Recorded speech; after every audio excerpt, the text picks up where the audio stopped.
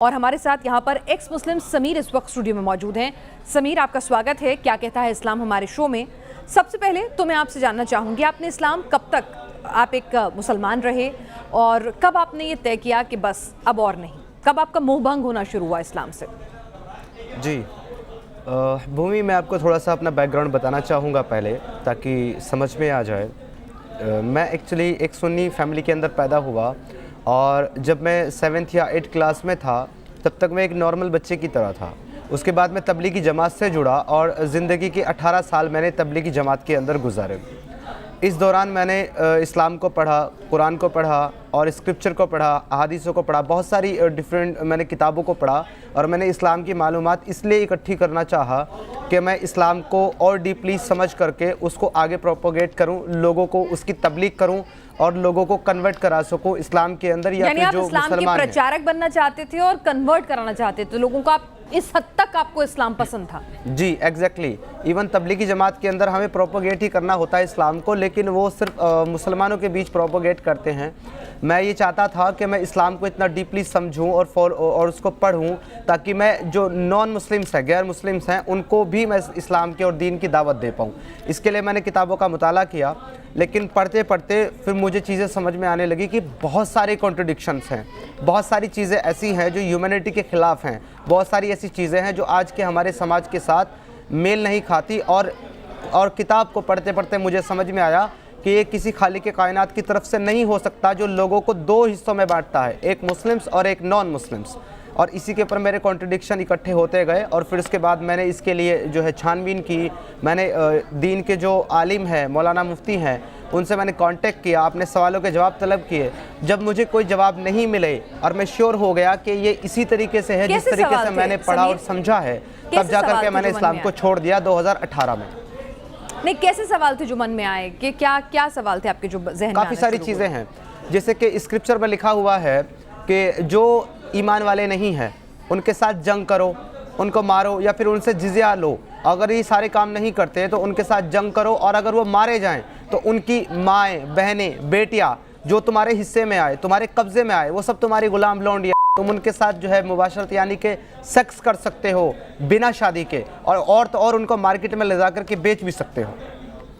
तो ये तमाम चीज़ें आपने पूछी। मुझे लगा कि एक ऐसा खुदा जिसने सारी दुनिया को बनाया है और जो सारी दुनिया का खालिक है, वो क्यों अपनी एक ख़ास बंदों को ये हुक्म करेगा कि तुम मेरे दूसरे बंदों के साथ जंग करो और उनकी माँ, बहन, बेटियों के साथ तुम ऐसा करो। सब लिखा हुआ है, आप कह रहे हैं। एग्जैक्टली, मैं हवाला दे रहा हूँ। सूरह अल मोमिनून सूरह नंबर 23 आया नंबर 5 और 6 के अंदर क्लियरली मेंशन है कि खुद कुरान और खुद स्क्रिप्चर इसको अलाउ कर रहा है कि आप दूसरे की माँ, बहन, बेटियों को बंधक बनाकर उनको सेक्स स्लेव बना सकते हो और उनके साथ बिना शादी, बिना निकाह के आप मुबाशरत कर सकते हो और इसमें कुछ भी गलत नहीं है। किस उम्र में आपने तय किया कि भाई अब नहीं है? मतलब आपने क्या मॉडर्न तालीम भी हासिल की है? थोड़ा अपने बारे में बताएं कि आपके परिवार में कौन लोग हैं, अगर आप मुनासिब समझें, क्योंकि आपको जान का भी खतरा आप कहते हैं आपको रहता है, आपको धमकियां मिलती रहती हैं। अगर मुनासिब समझें तो थोड़ा अपने परिवार के बारे में, अपने बैकग्राउंड के बारे में अगर बताना चाहें, और फिर किस वक्त, किस उम्र में आपको लगा कि बस अब नहीं, और जब आपने अपने परिवार को बताया कि मैं इस्लाम छोड़ना चाहता हूं, तो क्या रिएक्शन था? ज़रा अगर वो पूरी कहानी हमारे दर्शकों को भी बता सकें कि आखिर एक सच्चा मुसलमान समीर कैसे एक्स मुस्लिम बन गया। जी, मैं इन शॉर्ट बताना चाहूँगा आपको। देखिए, जैसे कि मैंने बताया कि मैं एक सुन्नी परिवार के अंदर पैदा हुआ। मेरी जो फैमिली है वो बहुत ज़्यादा ह्यूमनिस्ट और रैशनल टाइप की फैमिली है, बहुत ज़्यादा इंटू नहीं है मज़हब या दीन के अंदर, लेकिन बहुत ज़्यादा रैशनल लोग हैं। मेरी फैमिली ने कभी मुझे फोर्स नहीं किया दीन को ज़्यादा फॉलो करने के लिए, ये सब करने के लिए। मेरी अपनी खुशी से मैं तबलीगी जमात में, हाँ स्टार्ट में मुझे इन्फ्लुएंस किया गया तबलीगी जमात के द्वारा कि मैं जाऊँ, उससे जुड़ूँ, और जब मैं जुड़ा तो मैंने अपनी खुशी से मैं दीन के अंदर इंटू हुआ और इतना ज़्यादा इंटू हुआ कि मैं अपने घर वालों को परेशान करता था कि आप टीवी नहीं देख सकते, आप बिना दुपट्टा आप घर में भी नहीं रह सकते, आप दरवाजे पे नहीं जा सकते। घर की जो वूमन थी मैं उनको परेशान करता था, घर की चीज़ें तोड़ देना, टीवी तोड़ देना, कोई मोबाइल में मूवी देख रहा है, गाना सुन रहा है, उसको तोड़ देना। इतना ज़्यादा एक नेक्स्ट लेवल का मैं मोमिन था कि मेरे सामने कोई मूवी नहीं देख सकता, टीवी नहीं चला सकता, रेडियो नहीं सुन सकता, गाने नहीं सुन सकता। इसके अलावा जो 2 लोग मेरे कांटेक्ट में थे, हालांकि मुझे इसका आज तक अफसोस होता है कि 2 नॉन मुस्लिम लोग मेरे कांटेक्ट में थे, मेरे फ्रेंड्स थे, उनको मैंने दीन की दावत दी और उनको मैंने नॉन मुस्लिम यानी कि सनातन से इस्लाम में कन्वर्ट भी किया था। इस लेवल पे मैं प्रोपोगेट करता था तबलीगी जमात में रह करके इस्लाम को। लेकिन जब मैं 7th क्लास में था और मैं तबलीगी जमात से जुड़ा तो वहाँ से सब कुछ ठीक चल रहा था 2014 तक, जबकि मुझे तकरीबन 14 साल तबलीगी जमात में जुड़े हुए हो चुके थे, तो वहाँ तक सब ठीक चल रहा था। उसके बाद एतराज़ात आने शुरू हो गए मेरे सामने। जब मैंने आगे एक्स्ट्रा पढ़ना शुरू किया और किताबों को मैंने पढ़ा तो ये सारे एतराज़, ये सारी चीज़ें हमारे सामने आनी शुरू हो गई। क्योंकि तबलीगी जमात में कोई भी आज तक मुझे ऐसा आदमी नहीं मिला जो लोगों को ये बताता हो कि ये जो सेक्स स्लेव हैं ये एक्चुअली घर का काम करने के लिए नहीं है, बल्कि ये इस काम के लिए है कि उनको सेक्सुअली अब्यूज़ किया जाएगा, हैरेस किया जाएगा, उनको इस तरीके से इस्तेमाल किया जाएगा। हमेशा हर एक तबलीगी जमात वाला हर एक नए मुसलमान को जो उससे जुड़ता है यही बताता है कि ये यानी कि ये नौकर हैं, ये घर की काम करने वाली नौकरानियाँ जैसे कि हमारे घर में होती हैं उसी तरीके से प्रेजेंट किया जाता है। बट जब मैंने ये चीज़ें पढ़ी अपने बिहाफ से और मैंने रिसर्च किया था, मुझे पता चला कि एक्चुअली ये है क्या। और मुझे बड़ा अफसोस हुआ कि एक ऐसा दीन, एक ऐसा मज़हब जो अपने आप को अमन की बात करता है, जो कहता है कि वो वुमन को इक्वली राइट्स देता है और वो उनकी इज्जत करता है, ये इस तरीके से इज्जत करता है उनकी कि उनको एक इस्तेमाल की चीज़ बनाकर, ये सारे सवाल लेकर के और भी बहुत सारे 100 बहुत सारे एतराज़ात थे जिनको लेकर के मैं इन उलमा और इन मुफ्तियों के पास गया। बट किसी ने भी मेरे सवालों का सेटिस्फाइड जवाब नहीं दिया। और जब 2018 आ गया, 4 साल में इसी कश्मकश में रहा कि ये है क्या।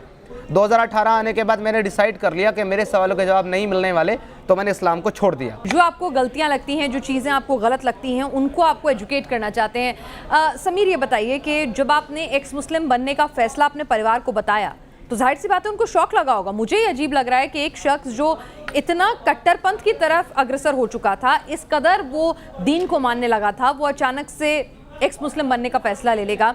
तो जब परिवार को बताया तो क्या हुआ, किस तरह का रिएक्शन था? उन्होंने समझाने बुझाने की कोशिश की, घर से निकाल दिया, अलग कर दिया, क्या हुआ आपके साथ? और कौन कौन था परिवार में? किसी ने अभी रिश्ते रखे हुए हैं या आपको सबने अलग कर दिया? जी, अभी जैसे कि आपने कहा है कि अचानक से एक बदल गया, तो मैं इस बात से आपको बता देना चाहता हूं कि मैं अचानक से नहीं बदला हूं। कोई भी इंसान जो अपने दीन या अपने मज़हब के अंदर इतना ज़्यादा इंटू हो, वो अचानक से एक दिन में नहीं निकल सकता कि वो रात को मुस्लिम सोए और सुबह एक्स मुस्लिम उठे।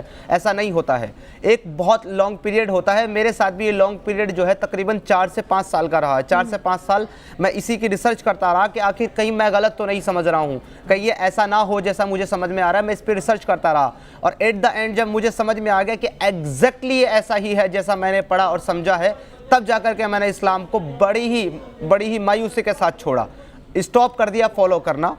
तो जब मैंने इसको स्टॉप किया तो मैं मेरे घर वालों के साथ आर्ग्यूमेंट करता था, उनको बताता था कि ये चीज़ें इस्लाम के अंदर है, ये मुझे सही नहीं लगती, इसका जवाब मुझे लोग नहीं दे रहे हैं। इसलिए मैंने नमाज़ें पढ़ना, सबसे पहले मैंने नमाज़ें पढ़ना बंद किया, फिर मैंने रोज़े रखना बंद कर दिया, तबलीगी जमात में जाना बंद कर दिया। तो तबलीगी जमात के जो मेरे साथी थे वो मेरे पास आते थे कि आप नमाज में नहीं आते, आप तबलीग में नहीं जाते, क्या मसला है? मैं उनको मेरे सवाल देता था कि मेरे ये सवाल हैं, इनका आप जवाब दे दें, मैं चलूँगा, मैं नमाज़ पढ़ूंगा, मैं तबलीग में चलूँगा, मैं तैयार हूँ, मुझे कोई प्रॉब्लम नहीं। बट मेरे जो एतराज़ है उनका जवाब दें। तो मेरे घर वालों को ये पता था, लेकिन किसी को भी ये नहीं पता था कि मैंने कन्फर्म इस्लाम को छोड़ दिया है। धमकियाँ मिली, इशारों में कहा? जी, इवन मेरी फैमिली के ऊपर मेरे कुछ रिश्तेदारों ने इस तरह की बात की कि आपको इसको मार देना चाहिए क्योंकि इस तरह की बात कर रहा है दीन के खिलाफ। तो मेरे फैमिली वालों ने ये कहा कि आप इसको और ये कहा कि अगर आप नहीं मार सकते तो हमें सौंप दें, हम मार देंगे इसको। तो उन्होंने, मेरी फैमिली ने कहा कि आप बिल्कुल मार सकते हैं, लेकिन फिर बचेंगे भी आप भी नहीं, क्योंकि ये नेशनल लेवल पे इसका केस अभी जा चुका है। तो इस वजह से मेरी फैमिली वालों ने मुझे बोला कि आप घर छोड़ दें और एट द एंड मुझे मेरा घर छोड़ना पड़ा। आज की डेट में मैं अकेला रहता हूँ। समीर, कभी लगता है कि बहुत बड़ी कीमत चुकानी पड़ी, अपने माँ बाप, भाई बहन, सब रिश्ते नाते छोड़ने पड़ गए इस्लाम छोड़ते के साथ ही? देखिए भूमि मैम, ज़िंदगी में अगर आप कुछ ऐसा काम करते हो जो कि एक बहुत बड़ी मेजॉरिटी के ख़िलाफ़ होता है तो आपको डेफिनेटली सेक्रीफाइस करने पड़ते हैं। और ये इतिहास गवाह है इस चीज़ के लिए कि जब जब लोगों ने एक गलत चीज़ के ख़िलाफ़ आवाज़ उठाई है या सच का साथ दिया है तो उनको शुरू में बहुत ज़्यादा परेशानी हुई है। लेकिन सच प्रताड़ित तो किया जा सकता है पर पराजित नहीं किया जा सकता। समीर, कई लोग ये भी कहते हैं कि आप जो हैं आपने कहीं ना कहीं कुछ लोग कहते हैं कि जो ये एक्स मुस्लिम का कॉन्सेप्ट है ना, ये इस्लाम को बदनाम करने का प्रोपेगेंडा है, इस्लाम को ख़राब साबित करने का प्रोपेगेंडा है, और आप लोगों को बाकायदा फंडिंग होती है, लोग आपको सपोर्ट करते हैं, ऑर्गेनाइजेशन है, अमेरिका से लेके जर्मनी, रूस, सब जगह ऑर्गेनाइजेशंस हैं और ये पूरा नेटवर्क काम कर रहा है। आरोप भी लगते हैं। लोग कुछ भी सोच सकते हैं, कुछ भी कह सकते हैं, पर मैं नहीं समझता कि एक इतना इंटू इस मुस्लिम जो दीन के अंदर इतना इंटू हो कि वो दूसरे लोगों को इस्लाम में कन्वर्ट करा रहा हो, वो सिर्फ पैसे के लिए या दुनिया की किसी भी चीज़ के लिए इस्लाम को छोड़ सकता है या इस तरीके का एजेंडा चला सकता है। क्योंकि एक आम मुसलमान जिसको दीन के बारे में कुछ भी नहीं पता, अगर उसके दीन के ऊपर आप उंगली उठाते हैं या उसके मज़हब पे आप उंगली उठाते हैं तो वो मरने और मारने के लिए तैयार हो जाता है। फिर मुझ जैसा एक मुस्लिम जो इतना डीपली और एक सबसे ज़्यादा जो मतलब दीन को फॉलो करने में सबसे कट्टर जो एक तबका है तबलीगी जमात, उससे ताल्लुक़ रखने वाला इंसान किसी प्रोपोगेंडा का शिकार नहीं हो सकता। मेरी अपनी स्टडी है, मेरी अपनी रिसर्च है, और मैं जो भी बात करता हूँ, जैसे कि आपने कहा कि इस्लाम को बदनाम करने के लिए ये सब प्रोपोगेंडा चलाया जा रहा है, तो अगर मैं ये कहूँ कि स्क्रिप्चर के अंदर ये लिखा हुआ है और मैं पढ़ के बता रहा हूँ स्क्रीन पर रखकर उसको, और मैं ये कहूँ कि इस्लाम की किताबों में ये लिखा हुआ और ये यहाँ लिखा हुआ है, विद रेफरेंस मैं बात कर रहा हूँ, आप चेक कर सकते हैं, तो इससे इस्लाम किस तरीके से बदनाम हो सकता है? अगर वो चीज़ बताने से इस्लाम बदनाम होता है जो इस्लाम के स्क्रिप्चर में लिखी है, इसका मतलब तो बिल्कुल क्लियर है कि इस्लाम में प्रॉब्लम है, इस्लाम के स्क्रिप्चर में प्रॉब्लम है जिससे वो बदनाम हो रहा है। मैं अपनी तरफ से कोई वर्ड ऐड नहीं करता। अपनी तरफ से कुछ सवाल हैं आपके, आप कहते हैं, तो मैं आपसे कहूंगी कि न्यूज़ नेशन के माध्यम से, हमारे इस प्लेटफॉर्म के माध्यम से ज़रा वो सवाल तो आप उठाएं जिनके बनस्बत आपको इस्लाम जो है उसमें कमियां नज़र आती हैं। कुछ सवाल आप कह रहे हैं जब आपके सवालों के जवाब नहीं मिले, जब आपको इस्लाम इंसानियत के खिलाफ जाता हुआ, महिलाओं के खिलाफ जाता हुआ नज़र आया, तो आपने इस्लाम छोड़ने का फैसला किया। तो ऐसे वो कौन से सवालात हैं, अगर आप 4, 5, 6 जितने भी आपके मन के सवालात हैं, अगर आप यहाँ रखना चाहें, जिनके जवाब आप तलाशना चाहते हैं और कहते हैं कि अगर उनके जवाब मिल गए तो इस्लाम आप वापस कबूल लेंगे। हम भी कहते हैं कि शायद ये सवाल आपके सुनकर अगर कोई भी स्कॉलर जवाब देना चाहेगा तो उसको सामने आमने आप बैठाकर हम आप दोनों को बहस कराएंगे। तो आप अपने सवालात अगर एक बार बता सकें जो आपके जहन में आते हैं, जिनके जवाब आप चाहते हैं। मैं मेजर 5 सवाल आपको बताता हूं जो मेरे मेन है। अगर इन 5 सवालों का भी मुझे कोई सेटिस्फाइड जवाब दे देता है तो मैं इस्लाम को वापस कबूल कर लूँगा। और ये सिर्फ 5 क्वेश्चन है मेरा क्वेश्चन नंबर 1 ये है सबसे मेन कि एक खुदा, एक खालिक कायनात जिसने सारी दुनिया को बनाया है, काफिर भी उसी ने बनाए हैं, मुस्लिम भी उसी ने बनाए हैं, ज्यूज़ भी उसी ने बनाए हैं, क्रिश्चियन भी उसी ने बनाए हैं। वो अपनी किताब के अंदर ये कहता है कि सूरह यूनुस सूरह नंबर 10 आया नंबर 99, वो कहता है कि अगर अल्लाह चाहे तो सारी दुनिया को ईमान में दाखिल कर दे, तो क्या आप अब भी उन्हें मजबूर करेंगे कि वो ज़रूर ईमान ले आए? तो यहाँ पे क्लियर बता रहा है कि अल्लाह नहीं चाहता कि सारी दुनिया ईमान में दाखिल हो जाए। अगर वो ऐसा चाहता तो सारी दुनिया ईमान ले आती। फिर अगली आयत यानी कि 100 में कहता है कि और किसी के लिए भी ये मुमकिन ही नहीं है, पॉसिबल ही नहीं है कि वो ईमान ले आए बिना मेरी मर्जी के। और हम लोगों के दिलों के ऊपर जो है मलामत डाल देते हैं, यानी गंदगी डाल देते हैं। तो यहाँ पे खुदा जो इतनी ताकत रखता है कि सारी दुनिया को एक उम्मत बना दे, यानी कि सबको मुसलमान बना दे, वो नहीं बनाता, तो वो फिर किस तरीके से अपनी मुस्लिम कौम को ये हुक्म देगा कि तुम लोगों के साथ जंग करो जब तक वो इस्लाम कबूल ना कर लें? ये अपने आप में कॉन्ट्रडिक्शन नहीं लगता आपको? तो ये कुरान के अंदर, मेरा पहला सवाल ये है कि कुरान के अंदर इतना कॉन्ट्रडिक्शन क्यों है? एक जगह कहता है कि लकुम दीनुकुम वलिया दीन, कि तुम अपने दीन पर, मैं अपने दीन पर। दूसरी जगह कहता है इन्नल्लाह दीनुल इस्लाम, यानी कि सिर्फ इस्लाम ही दीन है। तो अब कहा जाएगा जो अपने दीन पर है उसका भी दीन इस्लाम, जो मेरे दीन पर है उसका भी दीन इस्लाम, तो दोनों का आना वही है। Contradiction again. ठीक है, दूसरा सवाल। नंबर 2 सवाल मेरा ये है कि जो हमारे मुस्लिम भाई मानते हैं कि हज़रत मोहम्मद मुस्तफ़ा साहब जो है अल्लाह के रसूल हैं, कुरान स्क्रिप्चर पूरी किताब के अंदर 6336 आयतों के अंदर कहीं भी क्लियरली ये नहीं कहता कि मोहम्मद अल्लाह के रसूल हैं जिन पर कुरान नाजिल किया गया। पूरी किताब में कहीं नहीं कहता, लेकिन लोगों का ईमान है, लोगों का यकीन है। अब ये ईमान और ये यकीन कहाँ से है जब आप साबित नहीं कर सकते कि मोहम्मद अल्लाह के रसूल हैं? अगर कोई ये साबित कर दे मुझे स्क्रिप्चर से कि मोहम्मद अल्लाह के रसूल हैं तो मैं इस्लाम कबूल कर लूँगा।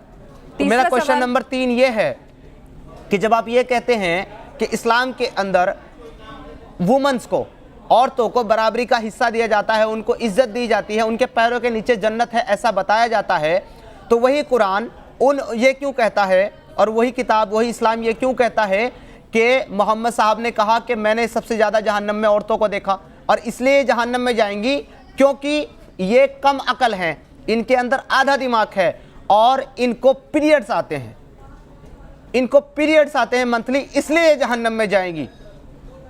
तो जो चीज़ खुद उनको खुदा ने दी है, जो अल्लाह ने दी है उनको चीज़ें, वो उसकी वजह से जहन्नम में डाल दी जाएंगी। तो इतना ज़्यादा जो है उनको दबाता क्यों है इस्लाम? उनको कहता है कि औरतों की अकल आधी, औरतों का जायदाद में हिस्सा आधा, औरतों को अमीर ना बनाओ। जिस कंट्री, जिस मुल्क और जिस जगह की बादशाह, रूलर एक वुमन होगी, वो तबाह और बर्बाद हो जाएगा। ये सारी बातें आपको स्क्रिप्चर के अंदर मिलेगी। और फिर कहते हैं कि हमने वुमन को बराबर का हिस्सा दिया है और उसको इज्जत दी है। क्वेश्चन नंबर 4 मेरा, और ये बहुत इंपॉर्टेंट क्वेश्चन है जो मैं रख रहा हूं। मेरा क्वेश्चन नंबर 4 ये है कि कुरान के अंदर, पूरी किताब के अंदर, जबकि ये क्लेम किया जाता है कि कुरान जो है वो खुदा का कलाम है, उसकी किताब है, उसकी बात है, पूरी कुरान के अंदर अल्लाह कहीं भी फर्स्ट पर्सन तो छोड़िए, सेकंड पर्सन भी नहीं है, बल्कि थर्ड पर्सन है। वो कहता है अल्हम्दुलिल्लाहि रब्बिल आलमीन, यानी कि तमाम तारीफ सिर्फ अल्लाह के लिए है। जब अल्लाह ही का कलाम है, वही कलाम कर रहा है, तो ये कौन से अल्लाह की बात कर रहा है वो, कि सब तारीफ उसके लिए है। और वो आगे कहता है अल्हम्दुलिल्लाहि रब्बिल आलमीन और रहमानिर रहीम मालिकि यौमिद्दीन इय्याका नअबुदु व इय्याका नस्तईन, यानी कि तू मुझे सीधे रास्ते पर चला, उनके रास्ते पर जिनको तूने कामयाब किया, ना कि उनके रास्ते पर जिनको तूने बर्बाद किया या गुमराह किया। ये कौन सा अल्लाह है जो खुद दूसरे अल्लाह से दुआ कर रहा है कि तू मुझे सीधे रास्ते पर चला? तो यहाँ पर अल्लाह थर्ड पर्सन है। अल्लाहु ला इलाहा इल्ला हुवल हय्युल कय्यूम, कि अल्लाह के सिवा कोई माबूद नहीं है। अब ये कौन सा खुदा है जो खुद अपनी बात कर रहा है अपनी ही किताब के अंदर? पूरी किताब के अंदर अल्लाह थर्ड पर्सन है, तो ये फर्स्ट भी नहीं, सेकंड भी नहीं। पांचवा मेरा ये है, अगर कोई ये साबित कर दे कि अल्लाह फर्स्ट पर्सन है तो भी मैं, हाँ, सिर्फ 4 आयतें कुरान के अंदर ऐसी हैं जिनमें फर्स्ट पर्सन की तरह बात करता है, और वो भी हमारे लिए नहीं है, पुराना एक किस्सा है, उसके बारे में बता रहा है कि हमने उनसे ये बात की। ठीक है, तो मेरा 5वां क्वेश्चन सबसे मेन, कि एक खुदा ने जब दुनिया के अंदर हम सबको एक इम्तिहान के तौर पे भेजा है, हमारा टेस्ट ले रहा है वो, कि कौन मेरा अच्छा बंदा है, कौन मेरी बात नहीं मानता, शैतान को फॉलो करेगा, तो जो मेरी पैरवी करेगा, मुझे मानेगा, मैं उसको जन्नत में डाल दूंगा, और जो शैतान को मानेगा उसको मैं जहन्नम में डाल दूंगा। वो अल्लाह जो ऑल नोइंग है, जिसको सब पता है, दुनिया के बनने से पहले भी और दुनिया के ख़त्म होने के बाद भी, उसको टेस्ट लेने की ज़रूरत क्या है? वो तो सब कुछ जानता है, वो क्यों टेस्ट लेना चाहता है? और टेस्ट भी लेना चाहता है तो किस चीज़ के लिए? अच्छाई और बुराई के लिए, जो खुद उसने इंसान के अंदर डाली है। वो एक इंसान का टेस्ट लेता है उसको बुराई की सलाहियत दे करके। अब उसके टेस्ट में अगर वो इंसान उस बुराई का इस्तेमाल करके एक मासूम 4, 5 या 6 साल की बच्ची का रेप करता है और उसे मार डालता है, तो उसका तो टेस्ट हो गया कि वो बुरा इंसान है, उसने शैतान को फॉलो किया, तो ये जहन्नम जाएगा। लेकिन इस टेस्ट में उस बच्ची ने जो अपनी तकलीफ़ें उठाई हैं, उसकी जो जान गई है, इसका जिम्मेदार कौन? अल्लाह उस इंसान को बुराई की सलाहियत देकर टेस्ट लेने के लिए उस बच्ची को मोहरा बनाता है। ये मेरा सवाल है कि जब खुदा ऑल नोइंग है, सब कुछ जानता है, तो उसको टेस्ट लेने की जरूरत क्या है? ठीक है, तो ये एक्स मुस्लिम समीर के सवाल हैं, जो वो कहते हैं इस्लाम का जो भी स्कॉलर इन सवालों के जवाब से उन्हें संतुष्ट कर पाएगा, वो एक्स मुस्लिम से फिर से मुस्लिम बन जाएंगे। तो एक्स मुस्लिम समीर की कहानी हमने उनकी ज़बानी सुनी कि आखिर वो शख्स जो दूसरों का धर्म परिवर्तन कराता था, जो शख्स जमात के साथ जुड़ा हुआ था, ऐसी कौन सी वजह थी कि उसने परिवार छोड़ा, इस्लाम छोड़ा, अपने रिश्ते तक कुर्बान कर दिए, लेकिन इस्लाम छोड़ना ही उन्हें मुनासिब लगा। समीर की कहानी, समीर की ज़ुबानी एक्स मुस्लिम आपने सुनी। आज के लिए बस इतना ही।